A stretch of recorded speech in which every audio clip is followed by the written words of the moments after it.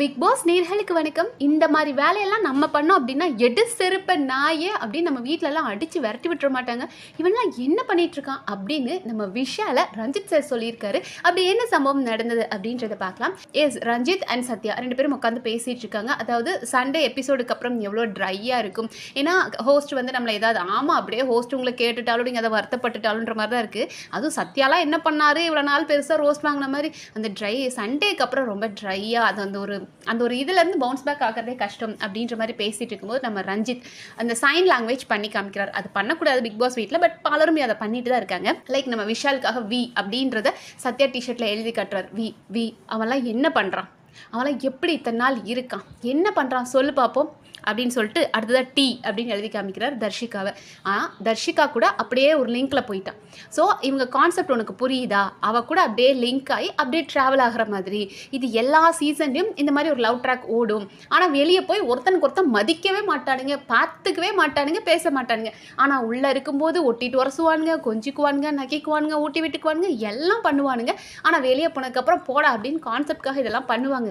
அவங்க இப்படி வச்சு ட்ராவல் ஆகிட்டு இருக்காங்க.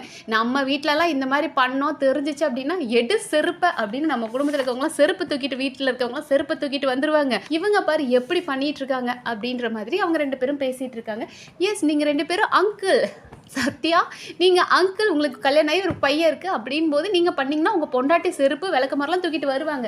பட் அப்படியா நம்மளோட விஷால் இளம் சிட்டு, அவருக்கு இந்த சைடு ஒரு கேர்ள் ஃப்ரெண்ட்ஸ், அந்த சைடில் ஒரு கேர்ள் ஃப்ரெண்ட்ஸ். கேட்டால் நான் வந்து ஒரு பெரிய வேல்யூவான பர்சன், எனக்கு வெளியே போன ஆள் இருக்குது, எனக்கு ஃபேன்ஸ் இருக்குன்னு அவனே கதறிட்டு இருப்பான்.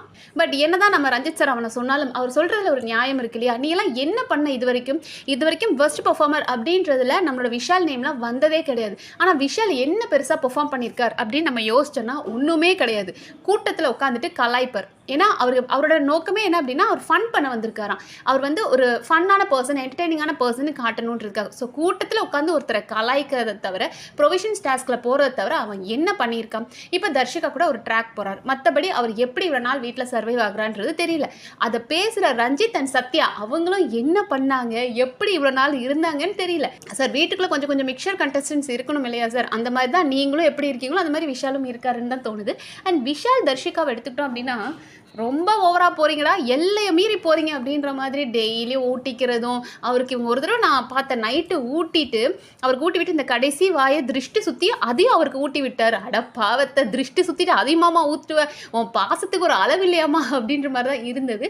அவனுக்காக ஊட்டி விடுறதும், எங்கே போனாலும் அவன் பக்கத்தில் ஏதாவது போய் உட்காந்துக்கிறதும், அவன் சில நேரத்தில் கண்டுக்கவே மாட்டான்.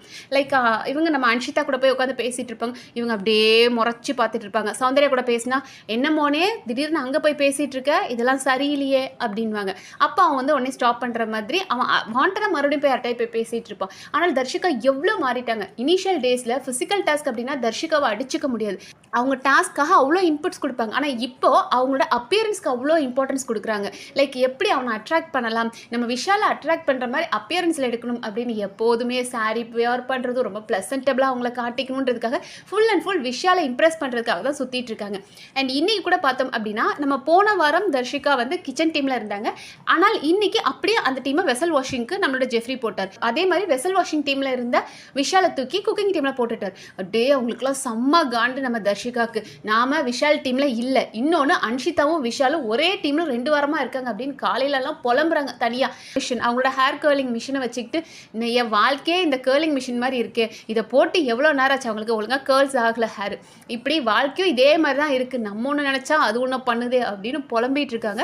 ஸோ அப்படியே அவங்க கேம் டைவர்ட் ஆயிடுச்சு. பட் விஷால் அதை வச்சு ஸ்கோர் பண்ணிட்டு இருக்கார். அவர் தெளிவாக சொல்லிட்டார் அந்த பொண்ணுக்கிட்ட லவ் இல்லை. ஏன்னா நம்ம பார்க்குற ஆடியன்ஸ்க்கு வந்து அவர் கன்வின்ஸ் பண்ணணும் இல்லையா, அதுக்காக நான் அந்த பொண்ணுகிட்ட ஆல்ரெடி சொல்லிட்டேன்ப்பா, லவ்லாம் வேண்டாம், வெளியே போய் நம்ம பார்த்துக்கலாம், இங்கே இருக்கிறத வச்சு தெரியாது அப்படின்றதுனால லவ் இல்லைன்னு சொல்லிட்டாரு. அட் த சேம் டைம் அந்த ஒரு ட்ராக்கையும் ஓட்டிகிட்டு இருக்காரு. நம்ம சும்மா இருக்கக்கூடாது, ஏதோ ஒரு கண்டென்ட் கொடுக்கணுன்றதுக்காக லவ் ட்ராக்கும் ஓட்டிகிட்டு இருக்காரு. இன்னொரு பக்கம் அவள் வருத்தப்பட்டாலும் என்ன அப்படின்னு சொல்லிட்டு அன்ஷிதா சௌந்தர்யான்னு எல்லாருக்கூடையும் ஃபன் பண்ணிட்டு ஜாலியாக இருக்கானே தவிர அவன் டாஸ்க்கே என்ன பெருசாக பண்ணுறான், உள்ள பெர்ஃபார்மன்ஸ் என்ன பண்ணுறான். ஆனால் அவர் ஒரு கேங் லீடர்ன்ற மாதிரி கெத்தாக சுற்றிட்டு இருக்காரு. அதெல்லாம் நம்ம ரஞ்சித் சாருக்கு புரிஞ்சுட்டு என்னடா பண்ணுறது அப்படின்னு இருக்கார். ஆனால் ரஞ்சித் சார் நீங்கள் தானே சார் அன்னைக்கு சொன்னீங்க மார்னிங் ஆக்டிவிட்டியில் ஒன்று சொன்னீங்க, இவங்க வரும்போது இப்படி இருந்தாங்க, அதுக்கப்புறம் இப்படி மாறிட்டாங்களா அப்படின்ற ஒரு டாஸ்க் கொடுத்துருந்தாங்க. அப்போ நம்ம ரஞ்சித் சார் என்ன சொன்னார் அப்படின்னா, நான் விஷாலை சொல்லுவேன், விஷால் நான் பார்த்ததுலேருந்து அன்னைக்கு நான் பார்த்ததுலேருந்து பாகியலட்சுமி சீரியலை பார்க்கும்போது என் செல்லா குட்டி ஜுஜு குட்டி எப்படி இருந்தானோ அதே மாதிரி தான் இப்பவும் இருக்கான். டேய் கண்ணா நீ இப்படியே இருடா, நீ மாறவே இல்லைடா, இதாண்டா நல்லா இருக்கு அப்படின்னாரு. சார் அன்னைக்கு கேட்கும்போது அவன் அப்படியே இருக்கான், மாறவே இல்லை, சூப்பராக இருக்கான்னு எதுக்கு சார் அப்போ சொன்னீங்க? நீங்கள் உங்களுக்கு உங்கள் மனசில் இவ்வளோ தாட்ஸ் இருக்குது, அவன் ஓபி அடிச்சுட்டு இந்த வீட்டில் இருக்கான்னா நீங்கள் அவன் பேரை சொல்லாமலே இருந்திருக்கலாமே சார். அங்கேயும் கோல் போட்டுக்கிறீங்க, இங்கேயும் வந்து ஆடியன்ஸ் கிட்ட பதிவு பண்ணுறீங்க, செம்ம கேடி சார் நீங்கள் அப்படின்ற மாதிரி தான் தோணுச்சு. பட் என்னங்க பண்ணுறது, நம்ம தலையெழுத்து நிறுத்துறானுங்க, என்னதான் பண்ணுறானுங்கன்னு பார்ப்போம். ஸோ பெருசாக வேறு லைவில் இன்றைக்கி நடக்கல. ப்ரொவிஷன்ஸ்க்காக ஒரு டாஸ்க் கொடுத்தாங்க. லைக் நம்ம தம்ஷோஸ் விளையாடுவோம்ல ஒரு படத்தோட பேரை சொல்லி, பட் இங்கே வந்து ஒரு பாட்டை வந்து இவங்க டான்ஸ் பண்ணி கண்டுபிடிக்கணும். ஸோ நல்லா தான் இருந்தது, கொஞ்சம் கஷ்டமான பாடல்கள்லாம் வந்தது. ஸோ ஓவராலாக வந்து அவனுங்க 6500 என்னமோ கண்டுபிடிச்சாங்க. ஒரு பாட்டுக்கு 500 பாயிண்ட். ஸோ 6500 கண்டுபிடிச்சாங்க. ஸோ இதை வச்சு தான் அவங்க இந்த வாரம் ஓட்டணும். வேறு ஒன்றும் பெருசாக நடக்கல. பார்ப்போம் வேறு ஏதாவது சுவாரஸ்யமாக நடந்தது அப்படின்னா அடுத்தடுத்த வீடியோவில் பார்க்கலாம். நன்றி.